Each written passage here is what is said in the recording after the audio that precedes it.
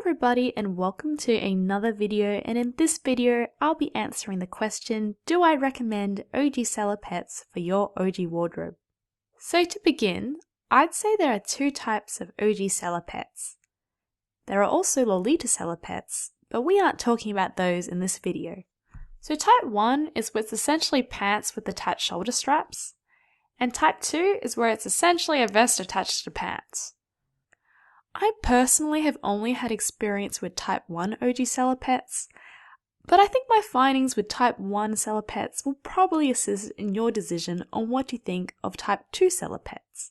So let's go back in time to my very first Salopette, a Bodyline one, and to be honest, I've long since sold it because it was giving me a wedgie whenever I wanted to squat or sit down, and the shoulder straps kept falling off my shoulders. So I think the main reason for the straps falling is that they are made of fabric and not elasticated like formal wear pants suspenders are made that you see a lot of people wearing. So essentially these salopette straps would fall off my shoulders constantly if I hunched over to grab something and they weren't in tension. A workaround is probably you need to pin these to your blouse. But this also raises the question of whether you are willing to have your expensive brand blouses full of pinholes due to your salopette. So what about just taking off the straps, you might say? After all, wouldn't these be just like wearing your Ouji normal shorts? Well, unfortunately, once again you'd be sadly mistaken. Ouji pants are going to have these belt loops, so you can always wear a belt to keep your pants up. However, without wearing the straps up, the Ouji Salopettes having no belt loops sat way too low for my measurements, and I had no way to tighten it. So in summary from the Bodyline Salopette, I felt to make a salopette work, you probably needed to have a lot more specific measurements beyond the waist, hips, and length that are often provided on new purchase measurements. And this can be seen on Lolly Library here. The most important, in my opinion, is essentially the pants rise length, which refers to the measurement from the crotch seam to the top of the pants, which essentially stops you getting a wedgie. Since you cannot modify, or at least find it extremely difficult, to modify pants rise length, not having this measurement makes purchasing salopettes risky. In addition, something like recommended torso length for salopette straps would be nice, but button placement for straps can be re-sewn for type 1 Ouji Salopettes. Now I know what you're thinking, hey, that's a bit unfair, you're making all these assumptions based on one Bodyline Ouji Salopette you purchased. So I decided to give the Salopette curse another go and buy a top of the range Alice and the Pirates type 1 Salopette. So I guess this is where we also do a bit of a quick mail day video. The Ouji Salopette I received was the Alice and the Pirates Black Kitten Salopette.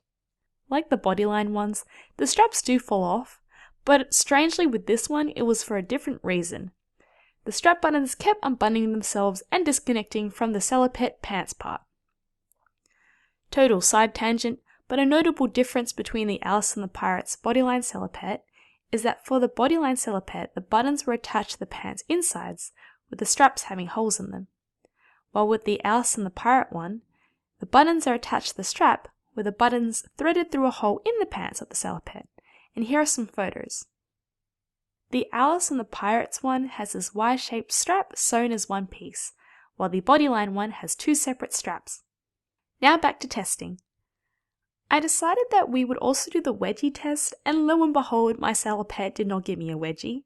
Alice and the Pirates has clearly designed this with enough rise length. I vaguely remember my Bodyline one having the same problem, but these Alice and the Pirate ones do also restrict you from moving your knees above a certain height, unless you pull the salopette up.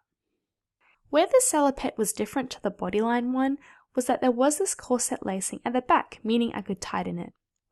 In addition, it also had this elasticated shirring that would be accommodating for many more waist sizes, as well as this boning in it to hold its shape.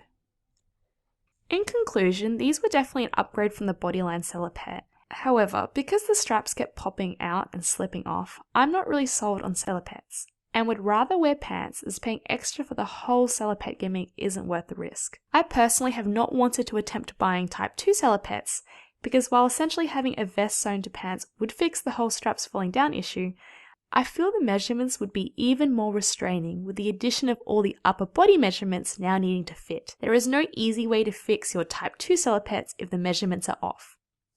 Given how expensive these salopettes can be, I can surmise it's just better to invest your hard-earned money into other Ouji pieces. I hope this helps in regards to tips for Ouji salopettes.